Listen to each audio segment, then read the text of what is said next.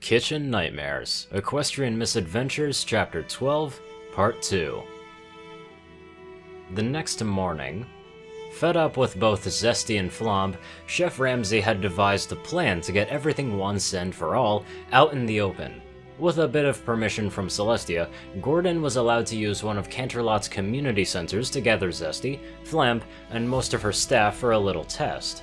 Gordon directed them up to individual speaking podiums above a gallery where he could speak with all of them, Twilight, Spike, and Applejack. Okay, Zesty and Flambe, each of you is going onto a trial, a mock trial of course, but still. So what we're gonna do is, one at a time, you're all gonna come down here to defend yourself. Keep in mind that whatever you say is guaranteed to not have any negative repercussions on your job. Got it? They all nodded as Gordon called one of them down. Zesty, I want you to go first, Gordon asked politely. Oh, very well. Though I fail to see how this mock trial of yours is gonna help our problems, Zesty grumbled.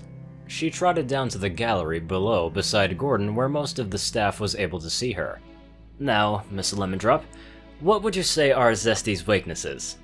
Well, she uses discipline to an overt extreme with the staff. She needs to tone down her anger in the front of the restaurant, and she needs to tone it down into the back of the kitchen and let us work properly. She is just far too cruel with the staff. I built my reputation on being firm with everyone I encounter, but I do not see myself as the cruel tyrant you're making me out to be. You're being cruel because you threaten us, and you take your firmness to an insane level. Tread carefully, Miss Lemon, Zesty retorted in a dangerous tone. A glare from Gordon and Twilight made sure that Lemon was able to proceed without any interruptions from Zesty. Unorganized, mismanagement, no follow-through, even when her scoldings of the staff are warranted. Zesty then made a face that set off Lemon's temper.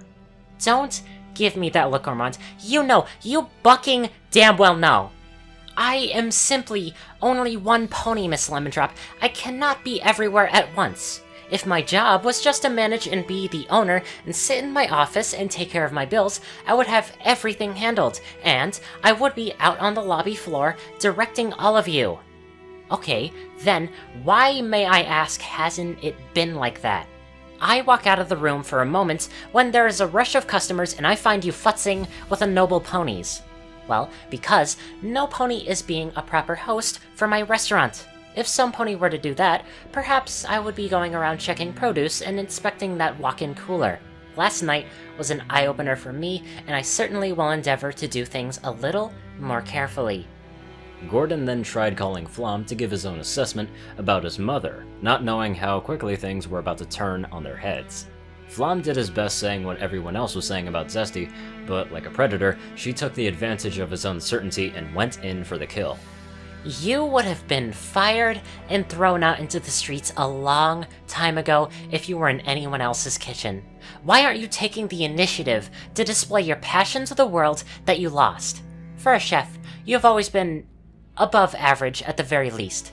You are the one who wished to follow in your father's footsteps and become a chef. I simply gave you a small character building push to become a chef, but I certainly did not force you. Okay, maybe this is the wrong way around, Twilight thought out loud. Oh, yeah, I think so as well. Why don't you get up, Flambe, and swap places with your mother? Gordon agreed. Let's go. Because it's just starting to shift to you, my boy. Also, you also have got to take some responsibility for your own actions that have led up to all of these problems. Zesty trotted up to the podium when she fully intended to get into a shouting match with Flambe, but once again, Gordon and Twilight's presence pacified any rage that might have been building up. I shall continue. So, why are you letting go of your disloyal ingrate? Why? Why? Well, I feel like I do all this work and I don't get any credit for it, and I really don't show my true passion anymore because of all these problems that have come up working in a restaurant with a menu that is extremely large and filled with inedible food that most ponies can't even stomach, Flambe explained. Slapchop simply scoffed and snickered. You really gotta take responsibility too, dude, she said with a sarcastic chuckle. It's not hers, and it's not just yours, but hey, at least take some responsibility, or at least some of it, for the restaurant like an actual stallion. I don't have time or money to go," he started. You are the chef, you snot-nosed child! Tell me, you want to make a menu. If you truly wish to make a change in my restaurant, stop being a ballless gelding and do something useful for once in your life. Spike did a spit take while drinking from a water fountain and tried his best to hold back uncontrollable laughter, while Twilight and Applejack's pupils shrunk from the language Zesty used. Flambe stood still in the awkward silence and felt the blood drain from his face. Gordon decided once again to pick up the conversation back up. "You are a chef, young man. You just really need to find your voice in all of this," Gordon encouraged. Flambe nodded in agreement before going back up to the podiums to wait for what else Gordon had in mind for the day. "Let me tell you something," Gordon began. "You need input from another source." Going over to the front door of the community center, Gordon opened the door, letting in what appeared to be dozens of various ponies from all across Canterlot, including Sir Fancy Pants himself. Having just been knighted by Celestia, Fancy sought to attend any important events that he might offer in assistance. Gordon stepped forward and shook his hoof firmly, welcoming him to his little mock trial. "I'm not sure how many ponies know each other here, but this is Sir Fancy Pants," Gordon said. Another fucking ridiculous name, but I'll let it slide since this guy is actually a very pleasant person, Gordon thought. And Fancy Pants has brought a rather large group of his friends along with him. These ponies are here to represent the city of Canterlot. You may recognize them, and that's because all of them have dined in your restaurant, Zesty. Spike turned to Twilight in confusion and tried to ask Twilight for answers. May I ask how Gordon knows Fancy Pants? Oh, well, apparently he was with Rarity yesterday at the Diplomatic Summit with the Whitetail Nation. Rarity introduced the two when we came back, and I think you were already asleep on my haunches. She giggled. They turned back to Gordon, looking forward to where he was going with all of this.